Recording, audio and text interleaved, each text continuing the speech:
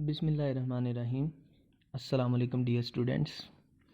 Chapter number 13 current electricity. इसका आज का जो टॉपिक है डैट इज़ व्हीटस्टोन ब्रिज। बहुत ही इंपॉर्टेंट क्वेश्चन है इस चैप्टर का।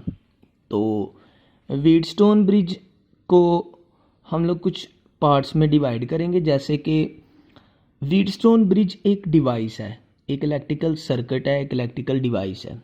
तो मैंने आपको प्रीवियस चैप्टर के अंदर एक बात बताई थी कि जहाँ पे भी कोई डिवाइस आ जाए तो उसमें 4-5 चीज़ें आपने याद रखनी है। नंबर 1 कि उसकी डेफिनेशन क्या है, नंबर 2 उसके इंपॉर्टेंट कंपोनेंट्स क्या है, नंबर 3 वो किस प्रिंसिपल पे बेस करती है, नंबर 4 उसकी सर्किट डायग्राम, नंबर 5 आप लोगों को ये पता होना चाहिए कि इसके यूजेस कहाँ पे हैं। ठीक है जी। तो इसी लिहाज से हमने इसको डिवाइड किया हुआ है, तो हम लोग इसको स्टार्ट करते हैं। तो व्हीटस्टोन ब्रिज की बड़ी सिंपल सी डेफिनेशन है, an electrical device which is use to find the value of unknown resistance. ये हमारे पास एक ऐसी इलेक्ट्रिकल डिवाइस है जिसकी मदद से हम किसी भी सर्किट में मौजूद अननोन वैल्यू ऑफ रेजिस्टेंस को फाइंड आउट करते हैं। कैसे फाइंड आउट करते हैं ये आगे हम लोग इसको एक्सप्लेनेशन में देखेंगे। तो इसके कंपोनेंट्स की अगर मैं बात करूं, पार्ट्स की बात करूं, तो इसमें हम 4 रेजिस्टर यूज़ करते हैं जिनको हमने नाम दिए हैं R1, R2, R3 and R4। उसके अलावा हम सोर्स ऑफ वोल्टेज के लिए एक बैटरी यूज़ करते हैं, और उसके अलावा कि करंट कितना फ्लो कर रहा है, कि करंट फ्लो कर रहा है या नहीं सर्किट में, उसे चेक करने के लिए गैल्वेनोमीटर यूज़ करते हैं। तो ये बेसिक से कंपोनेंट्स थे इसके। उसके बाद अगर प्रिंसिपल की बात करें कि ये किस रूल के ऊपर काम करता है, तो बेटा हम रेजिस्टेंस की वैल्यू को फाइंड आउट करते हैं किरचॉफ सेकंड लॉ के मुतालिक। ठीक है जी। तो अब हम इसकी एक्सप्लेनेशन को स्टार्ट करते हैं। तो मैं आप लोगों को सर्किट डायग्राम दिखाता हूँ कि जो हमारे पास व्हीटस्टोन ब्रिज है वो किस तरह से कंस्ट्रक्ट होता है। सो बेटा ये हमारे पास जो आप लोगों के सामने एक फिगर नज़र आ रही है, ये व्हीटस्टोन ब्रिज है। ये व्हीटस्टोन ब्रिज किस तरह से बनता है, हम लोग 4 रेजिस्टेंसेस लेते हैं, R1, R2, R3 and R4। इन चारों रेजिस्टेंसेस को आपस में कनेक्ट कर देते हैं। ठीक है जी। और वो पॉइंट जहाँ पे ये कनेक्ट की हुई हैं उनको नाम दे देते हैं A, B, इस पॉइंट का नाम है C और इस पॉइंट का नाम है D। उसके बाद पॉइंट B और D के दरमियान हम एक गैल्वेनोमीटर G लगा देते हैं, जो कि ये डिटेक्ट करेगा कि आइदर कोई करंट गुजर रही है या नहीं। और ये जो गैल्वेनोमीटर है इसकी इंटरनल रेजिस्टेंस है हमारे पास RG। उसके बाद हम लोग क्या करते हैं, पॉइंट A और पॉइंट C इन दोनों को एक एक्सटर्नल बैटरी के साथ कनेक्ट कर देते हैं। ठीक होगी जी बात। अब जैसे हम इसको कनेक्ट करेंगे तो बेटा एक आई करंट फ्लो करेगा। अब हमने क्या किया हुआ है, हमने इस पूरे सर्किट को डिफरेंट क्लोज्ड लूप के अंदर डिवाइड कर लिया है। ठीक है जी। जैसे एक क्लोज लूप हमने ले लिया A, B, D, दोबारा से A, फिर सेकंड हमारे पास क्लोज लूप है B, C, D और दोबारा से B। क्लोज लूप क्या होता है, जहां से आप लोग स्टार्ट करें वहीं पे पूरे सर्किट में घूमने के बाद एंड कर दें, तो ये आपके पास क्या होगा, एक क्लोज्ड लूप होगा। तो क्लोज लूप हम लोग क्यों यूज करते हैं, क्योंकि किरचॉफ्स सेकंड रूल एप्लीकेबल ही एक क्लोज्ड लूप के ऊपर होता है। तो ये बात आपने याद रखनी है। उसके बाद अब जैसे ही हमने बैटरी को कनेक्ट किया तो बेटा आप लोगों ने की पॉइंट को याद रखना है जिसकी मदद से हम कैलकुलेशन परफॉर्म कर सकते हैं। वो की पॉइंट ये है कि आपने इलेक्ट्रिक बैटरी की वैल्यू को इस तरह से सेट करना है कि गैल्वेनोमीटर के अक्रॉस गुजरने वाली डिफ्लेक्शन ऑफ करंट क्या होनी चाहिए, 0। ठीक है जी। कि यहाँ पे कोई भी करंट फ्लो नहीं कर रहा होगा, तब ये हम लोग इस सर्किट की मदद से अननोन रेजिस्टेंस की वैल्यू को फाइंड आउट कर सकते हैं। तो वो हम लोग बैटरी की मदद से खुद इसको सेट कर लेते हैं। तो लेट्स सपोज जब हमने सेट किया तो की पॉइंट आपने याद रखना है कि कब इस सर्किट के अंदर से कोई भी करंट फ्लो नहीं करेगी, बेटा तब जब I1 करंट बराबर हो जाएगी I2 से। ठीक है जी। अब ये क्या है, हमने 3 क्लोज्ड लूप ले लिए A, B, D, A, B, C, D और B, और इसके अलावा A, D, C, ये हमारे पास 3 क्लोज लूप हैं। हमने सपोज कर लिया है कि I1 करंट मूव कर रही है A, B, D close loop से, I2 करंट मूव कर रही है इस क्लोज लूप में और I3 करंट मूव कर रही है इस क्लोज लूप के अंदर। इसके अलावा यहाँ पे एक इंपॉर्टेंट चीज़ आपने याद रखनी है कि जितने भी क्लोज लूप लेंगे आप लोग, सब में करंट की डायरेक्शन क्या होनी चाहिए, सेम होनी चाहिए। करंट की डायरेक्शन किसी भी सर्किट में डिफरेंट नहीं होनी चाहिए। तो यहाँ पे देख लें, तीनों सर्किट में हमने करंट की डायरेक्शन सेम ही ली है। उसके बाद जी हमने क्या कहा कि I1 करंट जब बराबर हो जाएगी I2 के, यानी इस सर्किट और इस क्लोज लूप दोनों के अंदर अगर करंट की वैल्यू सेम हो तो इस गैल्वेनोमीटर के क्रॉस जो टोटल करंट होगी वो क्या होगी, जीरो। हम इसे इस तरह से भी लिख सकते हैं I1 minus I2 is equal to zero. तो बेटा ये दोनों की पॉइंट आपने याद रखने हैं जो हमारे आगे कैलकुलेशन में यूज होंगे। तो अब हम लोग स्टार्ट करते हैं अपनी पहली डेरिवेशन। ठीक है जी। तो पहली डेरिवेशन के लिए हम लोग क्या करते हैं, जैसे कल हमने देखा यहाँ पे कि किरचॉफ सेकंड रूल अप्लाई किया तो हमने करंट और वोल्टेज की वैल्यू को फाइंड आउट कर लिया था। सिमिलर आज हम लोग क्या करेंगे, पहले मैं अप्लाई करने लगा हूँ Kirchhoff second law on loop ABDA, यानी ABDA।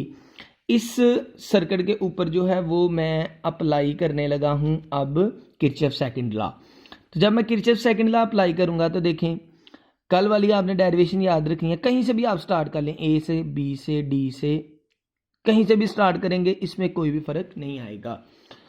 तो पहले जब मैं स्टार्ट करूँगा R1 के क्रॉस अगर I1 करंट गुजर रही है तो यहाँ पे जो पोटेंशियल होगा वो ड्रॉप की फॉर्म में लिखा जाएगा।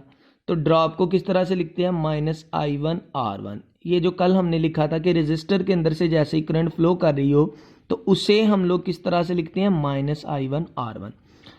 उसके बाद क्या होगा जी, अगर हम लोग अब जैसे ही करंट यहाँ से R1 से मूव करेगी तो यहाँ पे आएगी, तो B के बाद वो दोबारा से गुजरेगी कहाँ से, गैल्वेनोमीटर के अंदर से। अब गैल्वेनोमीटर के अंदर जो रेजिस्टेंस है वो है RG, तो करंट कौन सी गुजरी है, I1। तो यहाँ पे भी पोटेंशियल को हम ड्रॉप लिखेंगे तो आएगा माइनस I1 RG। उसके बाद करंट यहाँ से फ्लो करती हुई यहाँ पे आएगी R3 के क्रॉस। अब R3 के क्रॉस जब आएगी तो करंट है I1, तो रेजिस्टेंस है R3, तो यहाँ पे भी पोटेंशियल ड्रॉप होगा माइनस I1 R3। अब ये तो हो गई एक सिंपल लूप जहाँ से करंट गुजरेगी, लेकिन आज आपने एक नई चीज़ सीखनी है, वो ये कि अगर एक रेजिस्टेंस एक से ज़्यादा लूप में कॉमन हो तो एक दफ़ा तो उसकी वोल्टेज को हम ड्रॉप की सूरत में लिखते हैं, लेकिन दूसरे लूप की वजह से उसके वोल्टेज को हम ड्रॉप में नहीं बल्कि गेन में लिखते हैं। अब ये चीज़ क्या है, इसको आपने देखना है। ये देखें, गैल्वेनोमीटर I1 करंट भी इसमें से गुजर रही है और I2 करंट भी गुजर रही है। इसी तरह R3 रेजिस्टेंस में से I1 करंट भी गुजर रही है और ये I3 करंट भी गुजर रही है। तो I1 की वजह से तो हमने माइनस में लिख दिया, लेकिन I3 की वजह से हम इसे माइनस में नहीं लिखेंगे बल्कि ऐड करके लिखेंगे।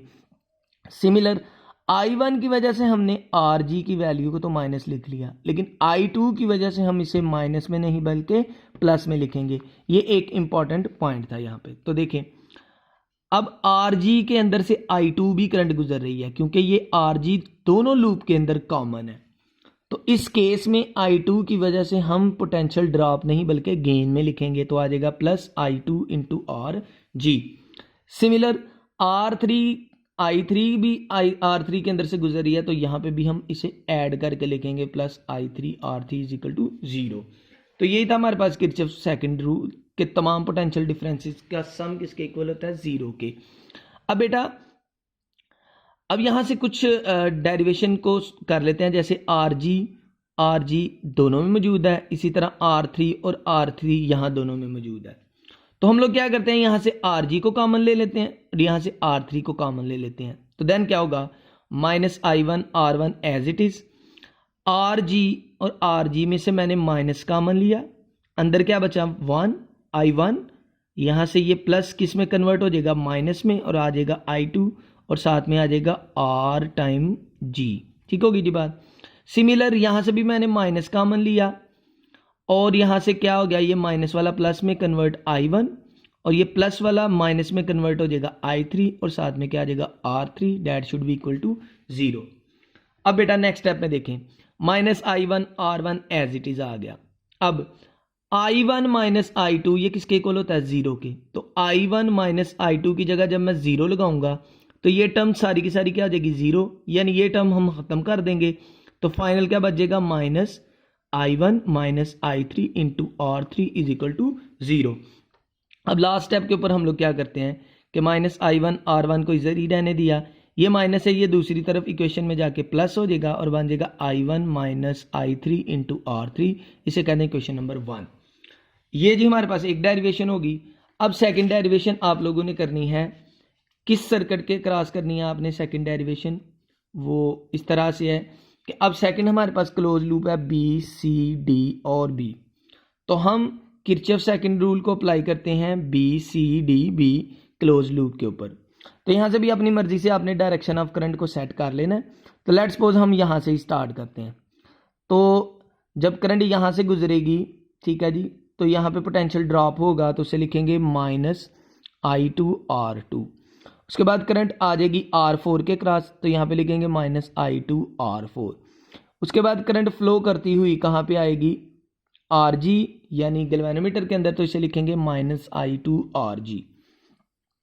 अब लास्ट केस की तरह गैल्वेनोमीटर I2 सर्किट में भी मौजूद है और I1 में भी मौजूद है। इसी तरह R4 रेजिस्टेंस I3 के में भी आ रही है और I2 में भी आ रही है।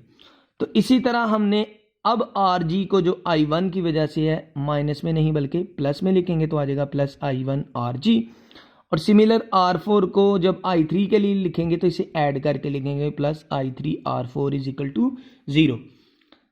अब नेक्स्ट देखें बेटा, जैसे हमने लास्ट टाइम RG वाली को इकट्ठी कर दिया था और R3 को इकट्ठा किया था, इस दफ़ा RG और R4 वाली इकट्ठी करेंगे। तो -i2 R2 as it is.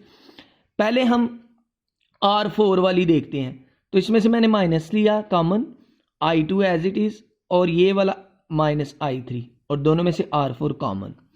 Similar यहाँ से देखें +i1 -i2 और साथ में क्या आ जाएगा, RG इज इक्वल टू 0। ठीक होगी जी बात। उसके बाद जी -i2 R2 as it is आ गया। अब ये देखें i1 -i2 जहाँ पे भी होगा ये टर्म क्या हो जाएगी, सारी की सारी 0 हो जाएगी। जब ये टर्म 0 हो जाएगी तो फाइनल हमारे पास क्या बच जाएगा, -i2 -i3 into R4 is equal to 0। तो लास्ट टाइम की तरह -i2 R2 को इधर ही रहने दिया, ये माइनस है दूसरी तरफ जाके प्लस हो जाएगा, तो बन जाएगा i2 -i3 इंटू R4। इसे कहने क्वेश्चन नंबर 2। उसके बाद जी फाइनल स्टेप की तरफ आ जाते हैं। हम लोग इक्वेशन नंबर 1 और इक्वेशन नंबर 2 को क्या कर देते हैं, डिवाइड कर देते हैं, क्योंकि हम तो रेजिस्टेंसेस की वैल्यू को फाइंड आउट कर रहे हैं ना। तो देखें लेफ्ट हैंड साइड पे, राइट हैंड साइड पे डिवाइड होगी। तो ये आ गई इक्वेशन नंबर 1 की लेफ्ट हैंड साइड, ये आ गई इक्वेशन नंबर 2 की लेफ्ट हैंड साइड। सिमिलर ये आ गई इक्वेशन नंबर 1 की राइट हैंड साइड और ये आ गई इक्वेशन नंबर 2 की राइट हैंड साइड। अब आपने एक कंडीशन याद है ना, I1 बराबर होता है I2 के। इसका क्या मतलब है कि जहाँ पे I1 लिखा हुआ है आप वहाँ पे I2 लिख सकते हैं, या जहाँ पे I2 लिखा हुआ है वहाँ पे आप I1 लिख सकते हैं, यह आपकी अपनी मर्जी है। अब मैंने क्या करने लगा हूँ, मैं I1 की जगह रिप्लेस कर देने लगा हूँ I2, यानी जहाँ पे I1 मौजूद है वहाँ पे मैं I2 की वैल्यू लिख दूंगा। तो ये देखें I1 की जगह मैंने I2 लिख दिया, R1 एज इट इज़, बाकी सारी टर्म एज इट इज़। अब ये I1 की जगह मैंने दोबारा से I2 लिख दिया, क्योंकि I1 बराबर होता है I2 के, और बाकी की सारी टर्म्स एज इट इज़ हैं। तो आगे नेक्स्ट देखें, माइनस से I2 से कैंसिल आउट, ये दोनों टर्म भी सेम है, ये दोनों भी आपस में कैंसिल आउट हो जाएंगी। तो बाकी फर्दर फाइनल आंसर हमारे पास क्या बचेगा, फाइनल आंसर हमारे पास बचेगा जी यहाँ से R1 divided by R2, R3 divided by R4। ठीक होगी जी बात। तो ये वो व्हीटस्टोन ब्रिज का फार्मूला है जिसकी मदद से हम अननोन रेजिस्टेंस की वैल्यू को कैलकुलेट कर सकते हैं। कैसे कैलकुलेट करेंगे, फर्ज कर लें आपके पास 3 रेजिस्टेंसेज की वैल्यू गिवन है, एक ही आपने फाइंड आउट करनी है। तो लेट्स सपोज हमने R1 की वैल्यू को फाइंड आउट करना है, तो आ गया R1 is equal to X, यानी हमने इसको फाइंड आउट करना है। तो X over R2 is equal to R3 over R4। हमने X की वैल्यू को फाइंड आउट करना है, ये डिवाइड हो रहा है, दूसरी तरफ जाके मल्टीप्लाई हो जाएगा, तो बन जाएगा X is equal to R2 R3 divided by R4। इस गिवन इक्वेशन में अगर हम तीनों की वैल्यू को सब्स्टिट्यूट करेंगे तो हमारे पास अननोन वैल्यू आ जाएगी। लेक्चर थोड़ा सा लंबा है, लेकिन अगर आप इसको गौर से देखेंगे तो आपको समझ आ जाएगी। जहाँ से समझ ना आए एक दो दफ़ा दोबारा से वहाँ पे रिपीट करके देखें, अगर फिर भी समझ ना आए तो आप मुझसे पूछ सकते हैं। ठीक है जी, अल्लाह।